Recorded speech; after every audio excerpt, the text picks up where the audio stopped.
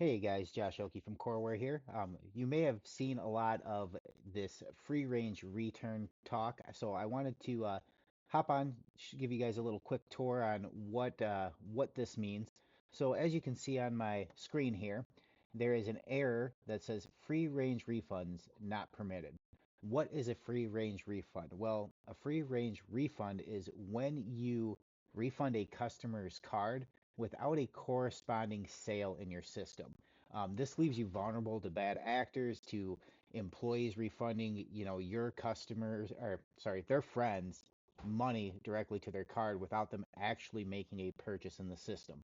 So we have disabled that globally at the gateway level to combat that.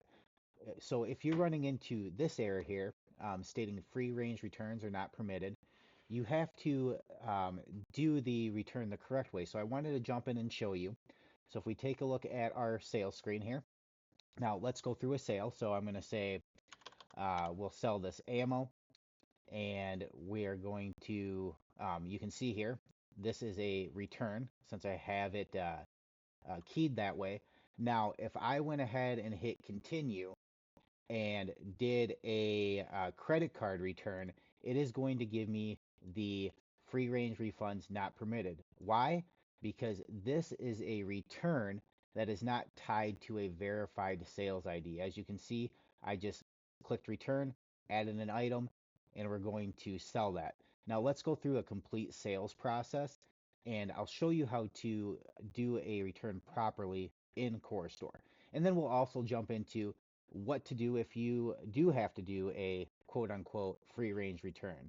Are how you can combat that with your clientele, changing your return policy to be more secure for your employees and just your business health in general. So to do a legitimate return with a secured sales ID, the first thing, there has to be a sale in the system. So let's go ahead and we're going to sell this item. Let me throw it back over to sale here.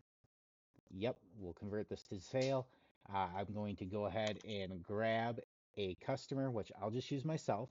So now, if I go ahead and hit continue, and we go ahead and pay this by credit card, I'm just going to use cash for this example, just to kind of show you here, since I don't have a credit card terminal hooked up to my system at this time.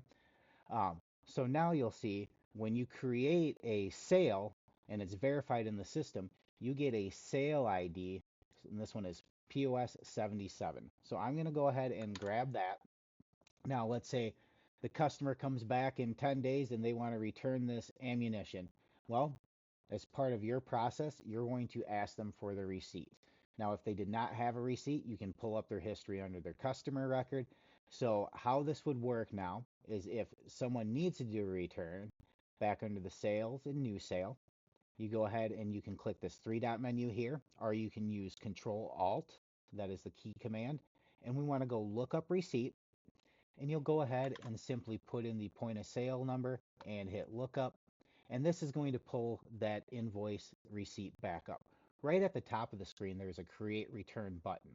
Now, when you do this, this is creating a verified return to this point of sale ID here. So we'll go ahead and hit create return, and that's going to open our other screen here for a return. And now you can go ahead and you can process this back to your credit card transaction type.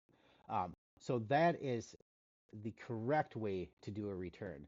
You have to tie that to a sales ID. Now, hey Josh, what happens if the customer lost their receipt and there's nothing to tie it back to? This is where you guys are going to have to change your return policy. You will have to let the customer know if there's no receipt, there's either A, no return, B, you could do a gift card refund, or you could do store credit. That keeps that money there, that allows the customer to get their monetary value back, but it also stops them from going and buying something at XYZ, coming back and returning it to you because you sell it for more money and not having a verified receipt. So you can go ahead and you can, continue and refund this back to a gift card or a store account. Now, one more option that I think could work for you folks, if you maybe you offer payment back via Cash App or Venmo. So you can still go through the return without the receipt process, but you just have to make a new payment method. And to do that, you could go under Company, Settings, and then if we search, we can find our payment types here. And you can create whatever you want. So maybe you want to call this Venmo return. So let me go ahead and add that and save it. So now I have a return option called Venmo. So customer comes in, they don't have a sales receipt. Now I could go ahead and say, all right, well, let me just Venmo you the cash. I can't put it back on your card, but I am willing to return this to you. So you go ahead, you open up your Venmo and you send them the money. Now inside of coreSTORE, I could say, all right, let's go ahead and do ammo, -1. We'll go ahead and hit continue. And now we have Venmo return. Now all this does is simply mark it in coreSTORE as being returned via Venmo. You have to take care of that actual return on Venmo side itself. And let me be clear, this is completely up to you if you want to offer this as a solution.